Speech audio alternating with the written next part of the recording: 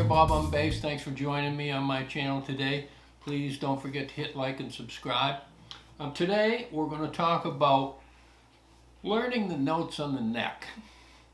And we're going to use a major scale to do that. We're going to do a 2-octave scale, which I found to be really helpful in learning the names of the notes on the neck. I get a lot of students that come to me and they know the notes on the first five frets here, but then when we get up into this area here, they have no idea what notes they're using or they're playing. And I always like my students to be able to tell me what note I'm pointing to, no matter where I point to it on the neck. So I should be able to go, and the student tells me that's an A, okay? A C sharp or a D flat, you know, whatever I point to, I like my students to be able to tell me what note that is, and it's very helpful. You know, it's going to be extremely important in progressing in your playing. So we're going to do a 2-octave major scale. The reason I picked the major scale is because most people know what that sounds like. Even beginners know do, re, mi, fa, sol, la, ti, do, right? They know what the sound of the scale is, so that's helpful. So what we're going to do is we're going to do a 2-octave major scale, and the thing of it is there's going to be a couple of rules. Number one, no skipping frets between fingers. And what I mean is this. Now I'm going to skip a fret and go to that note. Skip a fret there. Now, some people do play that way, and that is useful in certain situations, but for this exercise, that's going to be illegal, okay? You can't do that. No skipping frets like this between fingers, okay? The other rule is no more than 2 consecutive notes with the same finger, okay? So in other words, this would be okay, but this is not. That was 3 notes in a row with the same finger, okay? And so that's going to be illegal. So what we're going to do is we're going to play this scale.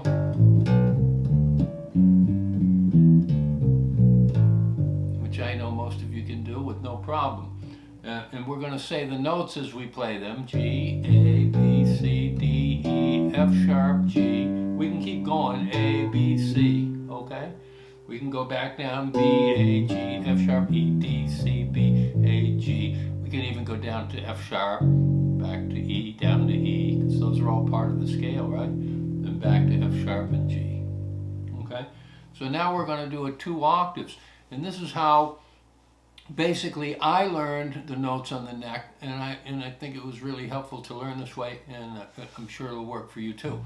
So we're going to start on G. I'm going to use the G scale because that doesn't go above the 12th fret, and for now that's good enough there. So we're going to go G, A, B, C, D, then I'm going to shift my 4th finger up to E. And you're going to stop and say, oh, wow, okay, that's the 3rd dot, and that's on the A string, that's an E. I've got to remember that. That's an E. And several times during the day you might pick up your bass and hit the note and say E, E. Okay, so there's one note I've learned, okay? It's an E. So let's do it again. So we go G, A, B, C, D, 4th finger up to E. Okay, now I got F sharp under my 1st finger. Let's use that. F sharp, G, A. Let's bring our 1st finger up to B. B, C, D, E, F sharp, and G. Now in the beginning, when you're first learning to do this, you'll get tangled up. That's okay. Go back and do it and figure another way to do it so you don't have to do more than 2 notes with the same finger or skipping frets between fingers. So this way we went G, A, B, C, D, E, F sharp, G, A, B, C, D, E, F sharp, G. Okay? Same thing now as you're going up. A, B, C, D, E, F sharp, G, A. All right. Wow. That's the 1, 2, 3, 4, 5, 6, 7th fret of the 3rd dot on the D string, that's an A. Oh, and it's right across from the E that we learned earlier. Okay? So I'm going to remember that's an A. Okay, so we got G, A, B, C, D, 4th finger up to E, F sharp, G, A, 1st finger up to B, C, D, E, F sharp. Okay, one below the 12th fret, the double dots there. Okay, that's an F sharp. All right, and G. Coming back down. G, F sharp, E. Let's go to the 4th finger down to the D. C, B. 1st finger down to A. G, F sharp, E, B, C, B, A, G. And we can keep going down to F sharp, E, F sharp, G. Okay? Now, what you want to do is figure out as many ways as you can to go up and down that scale. Let's do it a different way. So we got G, A. How about bringing my 1st finger up to this B? You can hear that's the scale, right? Do, re, mi. Okay, so that's got to be a B. Okay, on the E string, here we are again. Wow, it's that 1, 2, 3, 4, 5, 6, 7th fret again. Right, and that's right across from the E, isn't it, that we learned earlier? Oh, and it's the 3rd dot on the bass. That's a B. Okay, I got to remember that. So we're going to go G, A, 1st finger up to B. We've got C, D, E. Let's bring our 1st finger up to the F sharp.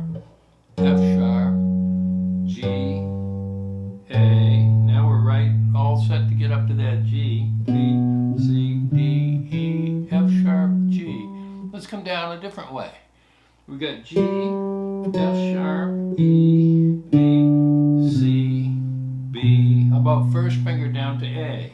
Okay, 4th finger on G, F sharp, E, 4th finger down to D. D, C, B, A, G. Yeah, and you want to think of as many ways as you can to go up and down the scale. Okay? So that's what you're going to work on today. See how many ways you can do this.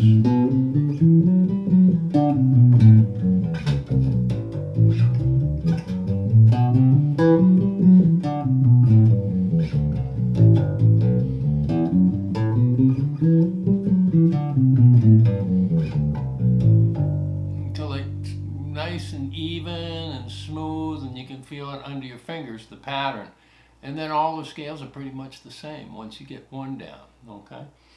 But do stop in the middle and stop your finger on whatever note you happen to be on at the time and stop and say, what is that? Oh boy, I've forgotten. Okay, well that's an F, that's a G. Okay, that must be an A, right? Okay? So you're going to do this over and over till you start to feel comfortable in this area here.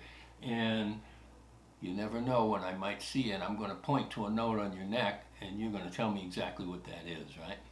All right, and I'll show you another way to practice scales. Okay, so many years ago, I was sitting in Berkeley and talking to Gary Burton, who's a famous, if you don't know, famous jazz vibraphonist, vibes player.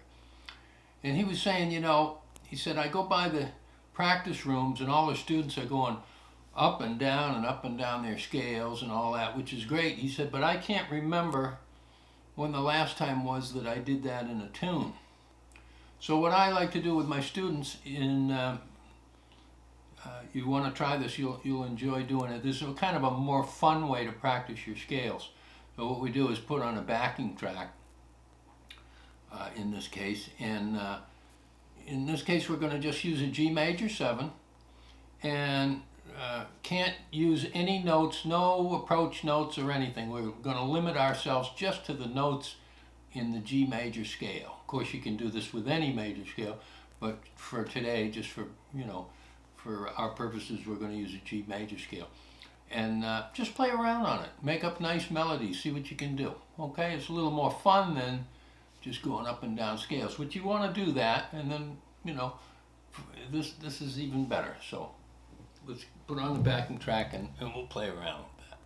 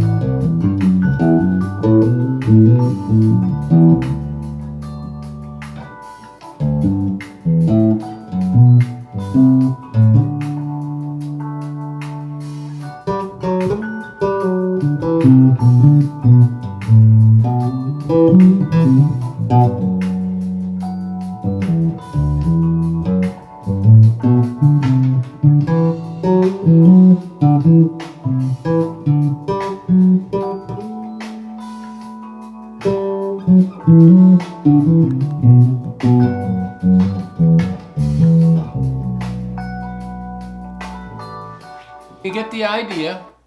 Just play around on the scale, up and down, all over the place, and get the sound in your ears, and start on different notes of the scale, going up and down. And it's a great way to learn the notes on the neck, and also your scales. Don't forget the 2 rules, okay? Please hit like and subscribe, click the bell icon, and we'll see you again next time.